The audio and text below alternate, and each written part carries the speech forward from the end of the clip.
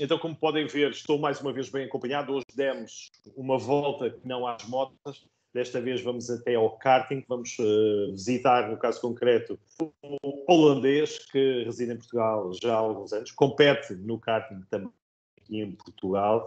Ele está no Campeonato Nacional, tem aqui muito para nos contar do seu percurso. É o Jesse Doorgeest, ele está connosco aqui no 16 Válvulas, aceitou o meu convite.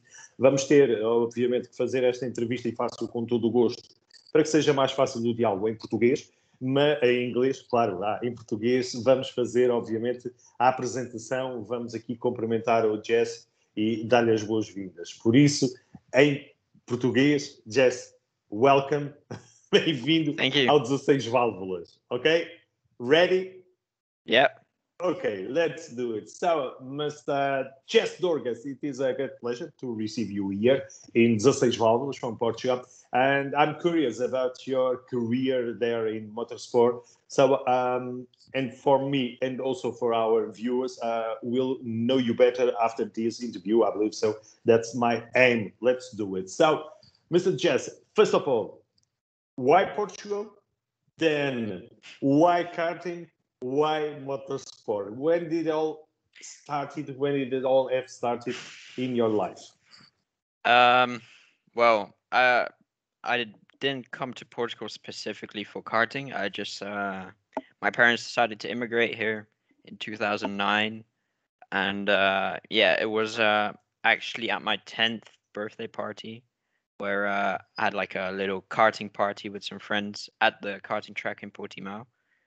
And yeah, I loved it so much, driving a kart. I found it awesome. So my dad bought me like just a hobby kart, you know, to start doing laps. And then we got in contact with Bruno, who you know, of course, and he started coaching.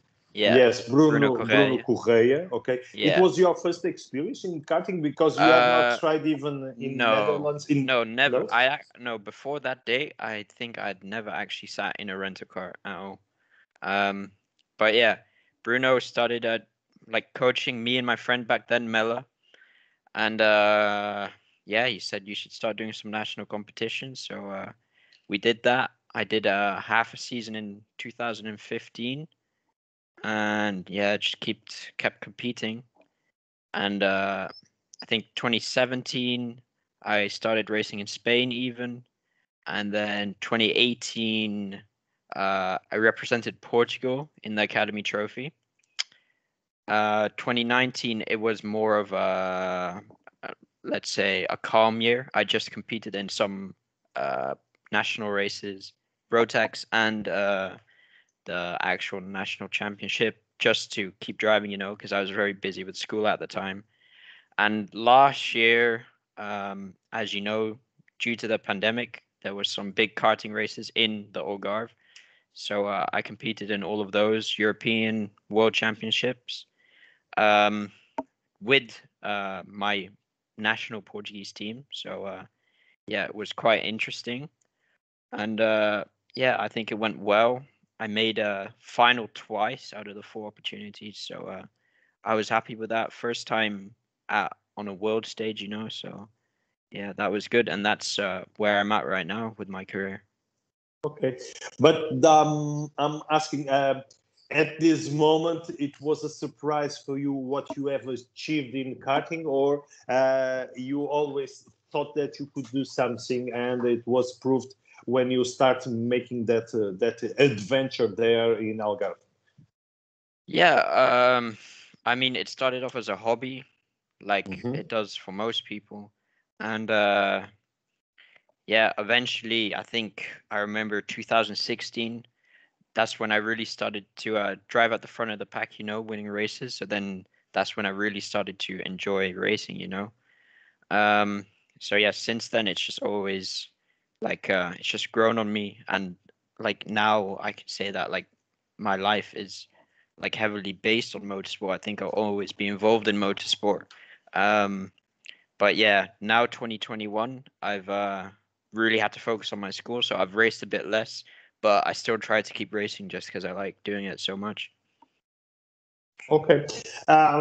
Your, as to say, your work with Bruno, it lets me also allow me to make some questions about it.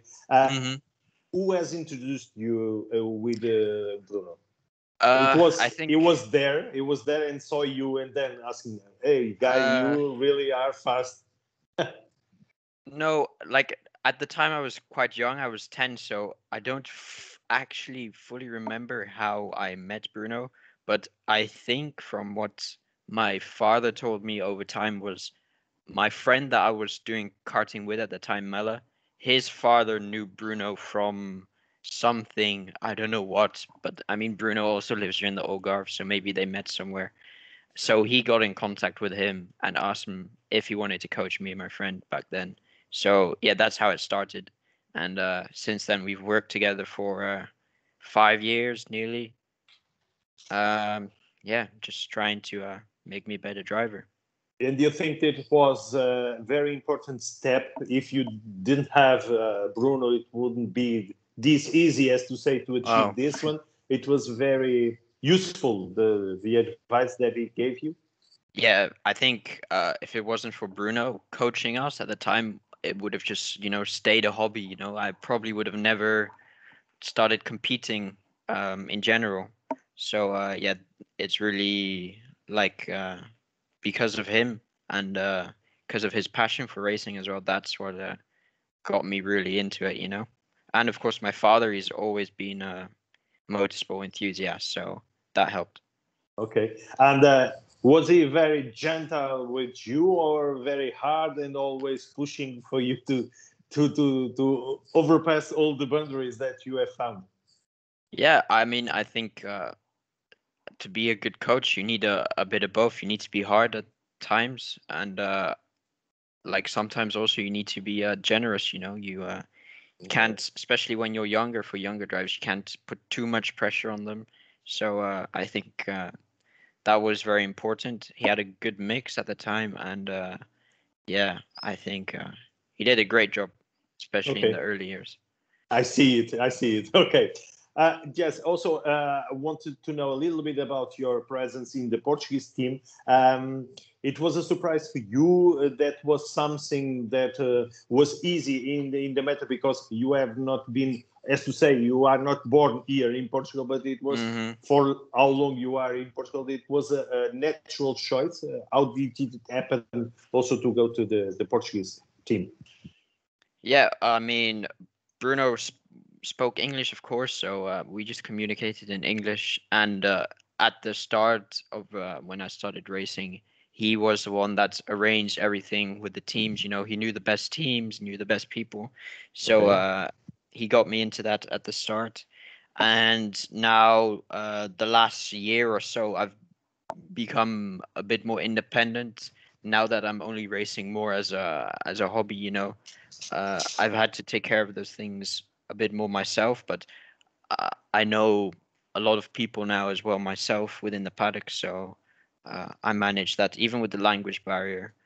A lot of people nowadays speak English as well, so that helps, of course. And I understand a little bit of Portuguese, so I can get out of most situations. And that invitation for the Portuguese team, it was a surprise for you? It was a shock or natural? Yeah, well, it was like wasn't really well. It was my choice, but we approached a few teams and we tested with them to see which we like most. And in my early years, I drove with Red Line, and then eventually we moved on to Norma. All good teams at the time, but times always comes to move on. So now this season I'm racing with Cabo do Mundo. Yes. Also a great team, just I needed some change since I would been with Norma for 4 years already. So yeah, that's how it went basically. Okay. And this season, what you want to tell me about this season? It is going. You have said before that it was with the priority going to the school, but Yeah. is it positive no matter less? Yeah. So my last race before I started racing again this season was in January to finish the 2020 championship. And since then, I didn't race for 4 or 5 months, just because I was finishing my exams, because now I'm going into my last year of high school. So they're very important years, of course. So I focused on my exams for a bit. And then exams finished, summer came, and I was like, oh, I want to race again. So then I did a race in, I think it was July in Baltar. And now I've kind of made like a small program just to keep racing the rest of this year. Just a few races here and there, but no complete championships. Okay. Next step will be when? Do you recall? Before the next the race classes or not? Next race is today. Well, today's Friday. Next race is next weekend in Bombarral, the national championship.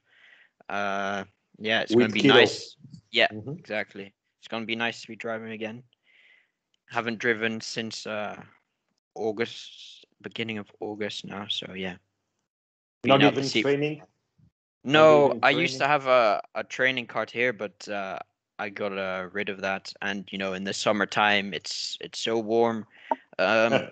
So yeah, that never really happened. And since I'm in the Algarve, it's also tricky to travel to the north, to go to the kart tracks and train. But you can come here to Evora and do again when practice session. Yeah, I used to come to Evora quite often to train because it's probably the closest after Portimao, of course, and maybe the kart track in Malaga. But yeah, and Evora was basically where I started racing. I was there when you started, but that's the only kart track, the track where you can talk Netherlandish with the owner, right? Peter. Yeah, with Peter. Exactly. Okay. Okay, this is just one private joke, as to say. So, Jesse, this season we have already talked about it, but what will come in the next season? Because as you said before, this is the last year before going to university, and that's different. What do you expect for the next season? Making some changes? Well, first of all, just to finish off this season, I'm going to do the iGames, another international race in Portimao. And that's like, I've done like 2 or 3 practice races just as a build up to that race, to have a good shot at a European race, try and get a good result to see what I can really do. Especially since all the international races last year, they taught me so much, driving outside of Portugal is the level's much higher than inside of Portugal, so you learn a lot quicker. So now I think I can really fight at the front in those European championships. So that's the final objective for this season. And for next season, I have no plans yet. I hope to keep racing, do some races here and there, but I think it'll be a little bit like this year where I just do 2 or 3 races now and there, especially because I'll be so busy with school, and just to keep it as a hobby and keep having fun. I see the point. But the long-term projects, as to say, your aim for the next years, the karting will appear in the second position, as to say, after the studies, or you admit that something is rather different? Because well, I mean, I'd love to try and climb up the motorsport ladder, but I also know everything else outside of racing is very important. So what I have in mind is to go to university, get a good degree, and once I become more independent and financially, by myself, I hope I can keep racing, and start racing cars, maybe endurance races. I think that would be fun. But yeah, for the next few years, that's going to be a little bit more behind the scenes. But I'm sure I'll keep driving and keep racing a little bit. Yes, when you dream about motorsport and doing something in motorsport, where's your place? You want to go to Formula One, endurance, as you said before. No matter you want to do something. Which are your big plans, as to say, big idea? Well, I'm still really, I still think about that a lot, but I think I see myself in motorsport in the future, whether it's, really closely linked to motorsports, being a driver or in a team or whatever, or more, developing cars or whatever, especially since I'm going to be studying mechanical engineering, which is closely linked to that, of course. So I think I always stay involved one way or another, and I think I will end up somewhere, someplace in motorsport in my future as well. Okay, but you don't want, especially for one. I think I would like to be like a higher position in a management of a team, or like a team boss. I think a dream that I've always had as a kid, is to have like my own. I don't know what the correct term is, but like complete team that races in multiple series. Even if it's endurance or F1, F2, F3, all the way down to karting. I think that'd be cool. Especially since it's still like from an economic perspective, it's really profitable. But that way you can still really enjoy racing. Okay. For ending this conversation, I will only have some personal questions about your choices. For example, which is your track that you prefer the most? In Spain, Portugal? In Portugal, well, I think Portimao is a really nice track, and I'm also really comfortable there. But in terms of the track that I really like driving at, it's actually like the car track in Santo André. I think it's called. I forgot the name of the car track, but Yes. nobody races there. I think only motorbikes drive there a lot. But I went testing there a few times, just like as a winter test, and it's like it's a really funny track. I liked driving there. And outside of Portugal, I would say Saubry in France. I had the academy there, the first round of the academy. It's a really long track, and it has a lot of different types of corners. And I really like that track as well. Okay, I was not expecting this kind of answers, but it allows me to have an idea of your driving skills. Favorite driver, no matter, well, for example, Portuguese driver and also the international driver. Well, Portuguese driver, I'd say Felix da Costa is obviously probably arguably the best driver at the moment. I think he's very well rounded. He should have had an opportunity in F1. He definitely deserved to be there at one point, and in general, he's really strong as always. And outside of Portugal, I think you'd expect me to probably say like Max Verstappen or something boring like that, but I don't really like, in general, I don't really favor any drivers. You like one more than the others. Like, I like some characteristics of Max, of Leclerc, all the young drivers. So I don't really think I have a favorite driver, but I have some favorite characteristics in some drivers.